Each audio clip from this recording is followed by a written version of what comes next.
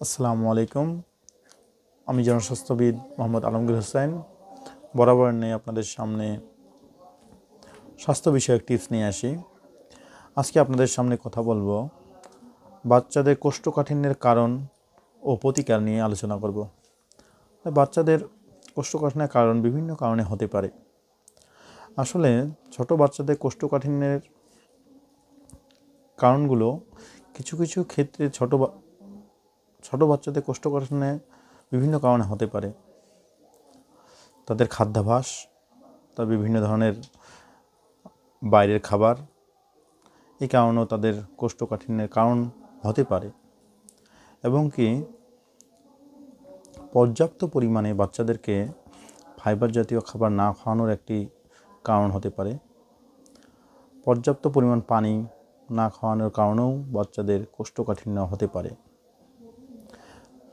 আমি যদি বলি ছোট বাচ্চাদের ক্ষেত্রে 2, 3, 4 বছরের বাচ্চাদের ক্ষেত্রে অবশ্যই একটু খাওয়া দাওয়ার ব্যাপারে, তাদের খাদ্যাভ্যাসের ব্যাপারে অবশ্যই সচেতন থাকতে হবে।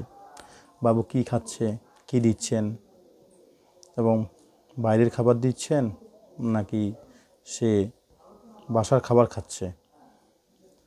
বাচ্চাদের অবশ্যই সব থেকে বড় বিষয় খেয়াল রাখতে হবে তাদের যেন কোনো ধরনের বাইরের খাবার পরিহার করতে হবে। তাদেরকে বাসায় যে খাবারটাই দিবেন সেটিতে অবশ্যই যেন প্রচুর পরিমাণ ফাইবার বা আঁশ থাকে। বিষয় হচ্ছে যে বাবা মারা কীভাবে বুঝবেন কোন খাবারটি দিবেন এবং কোন খাবারে আঁশ আছে। সহজ করে যদি আমি আপনাদেরকে বলি, যে খাবার চোচা সহ বা আঁশ সহ খাওয়া যায়, যেমন আপেল, আঙ্গুর এবং আমলকি, বিভিন্ন ধরনের খাবার, যেমন কলা, খাবারের মধ্যে রাখবেন সবজি জাতীয় খাবার। তার মধ্যে আপনারা রাখতে পারেন টমেটো সালাদ হিসেবে বা সস হিসেবে যে কোনোভাবে তারা করে দিতে পারেন। বাচ্চা যেভাবে খেতে চাই সেই প্রসিডিউর মেনটেন করতে পারেন। আরেকটি বিষয় যে বাচ্চা যখন বাইরের খাবারগুলো খাবে তখন কিন্তু কনস্টিপেশনের একটি উপদ্রব বেড়ে যেতে পারে। বাচ্চারা বাইরে যে খাবারগুলো খায় সেই খাবারগুলোতে প্রায় সবই শুকনো খাবার, যেমন বিস্কিট, চিপস, চকলেট, এ জাতীয় খাবারগুলো খায়। এগুলো খাবার পায়খানাকে কোষ্ঠকাঠিন্য করতে সহায়তা করে। আরেকটি বিষয়, প্রি স্কুল এজের বাচ্চাদের ক্ষেত্রে একটি সমস্যা হয়। সেটি হলো তারা যখন স্কুলে যায় বা স্কুলে যাওয়া শুরু করে, তাদের স্কুলে পর্যাপ্ত পরিমাণ টয়লেট ফ্যাসিলিটি না থাকার কারণেও তারা টয়লেট করতে অনীহা প্রকাশ করে। এই কারণেও বাচ্চাদের কনস্টিপেশন হতে পারে, কারণ সময় মতো বাথরুমে না গিয়ে সেটা যদি চেপে রাখে সেই কারণেও পায়খানা কষা হতে পারে। অপরদিকে যদি বলি, ছোট বাচ্চাদের একটি বিষয় সবসময় খেয়াল রাখতে হবে, সেটি হলো টয়লেট ট্রেনিং। টয়লেট ট্রেনিং বলতে আমরা কি বুঝি? আসলে টয়লেট ট্রেনিং বলতে বুঝি যে বাচ্চাকে ভারী খাবার খাওয়ানোর পরে 5 থেকে 7 মিনিট বা 5 থেকে 10 মিনিট বাথরুমে প্যানের মধ্যে বসে রাখতে হবে। তাহলে তার একটা ট্রেনিংয়ে সে অভ্যস্ত হয়ে পড়বে। অভ্যস্ত হওয়ার কারণে সে বাথরুমে যেতে ইচ্ছা প্রকাশ করবে। মা বাবাদের অবশ্যই খেয়াল রাখতে হবে বাচ্চাদের কোমর জাতীয় টয়লেট না ব্যবহার করার। কারণ আল্লাহ সুবহানাহু ওয়া তাআলা আমাদের এমনভাবে সৃষ্টি করেছেন যে কোমট নয়, স্বাভাবিক প্রক্রিয়াতে আমরা যদি বাথরুম করি তাহলে সঠিকভাবে মন প্রফুল্লভাবে বাথরুম করা যায়। একটি স্বাভাবিক মানুষ যদি সঠিকভাবে বাথরুম করে এবং সময় মতো বাথরুম করে, দেখবেন 1000 গুণে উনি ভালো থাকবেন এই কোষ্ঠকাঠিন্য থেকে। আমার ছোট বাচ্চাদের ক্ষেত্রেও কিন্তু সেম ব্যাপার। অতএব বাচ্চাদের টয়লেট ট্রেনিং অবশ্যই শেখাবেন। অপরদিকে যদি বলি, এই কোষ্ঠকাঠিন্য থেকে আপনি কিভাবে মুক্তি পেতে পারেন। এটা দুইটি প্রসিডিওর।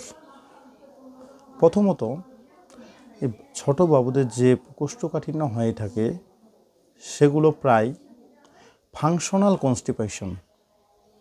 90-95% কোষ্ঠকাঠিন্য কিন্তু আমাদের ফাংশনালি হয়ে থাকে। 5% হয়ে থাকে বিভিন্ন রোগের মাধ্যমে। এর প্রতিকার কিভাবে করবেন? এর আগেই বলেছি যে ফাইবার জাতীয় খাবার এবং যে খাবারে মিনারেলস, তরল জাতীয় খাবার খাওয়াবেন। বাচ্চাকে শাকসবজি, পুঁই শাক, লাল শাক এবং কি পেঁপে, আপেল, ফাইবার জাতীয় খাবার খাওয়াবেন। তাহলে অনেকাংশে বাচ্চার কোষ্ঠকাঠিন্য থেকে রোধ হতে পারবে। দ্বিতীয়ত, যদি আমরা মেডিসিনের দিকে যাই, আগেই বলে রাখি মেডিসিন কিন্তু কোষ্ঠকাঠিন্যের জন্য স্থায়ী সমাধান নয়। আমি দুইটি মেডিসিনের কথা বলবো। প্রথমত, মেডিসিন যা ওভার দ্য কাউন্টার ড্রাগ যাকে বলা হয়, প্রেসক্রিপশন ছাড়াই আপনি ফার্মেসির দোকানে পেয়ে যাবেন, সেটি হলো গ্লিসারিন। বাচ্চার যদি খুবই কনস্টিপেশন হয়ে থাকে বা কোষ্ঠকাঠিন্য হয়ে থাকে তাহলে আপনারা গ্লিসারিন জাতীয় ওষুধগুলো ব্যবহার করতে পারেন, যা বাজারে গ্লাইসাপ সাপোজিটরি নামে পাওয়া যায়। 1.3 বা 2.3 মিলিগ্রাম হিসেবে পাওয়া যায়। ছোটদের ক্ষেত্রে 1.3 আর বড়দের ক্ষেত্রে 2.3 মিলিগ্রাম বয়স ভেদে ব্যবহার করা যেতে পারে। অপরদিকে ওভার দ্য কাউন্টার ড্রাগ হিসেবে যেটি পাওয়া যায় সেটি হলো পায়খানাকে নরম করার জন্য যে সিরাপ পাওয়া যায়, সেটি হলো অসমোলাক্স এই জাতীয় ওষুধ, যে ওষুধগুলো পায়খানাকে নরম করতে সহায়তা করে। আমি আগেই বলেছি যে ওষুধ কিন্তু স্থায়ী সমাধান নয়।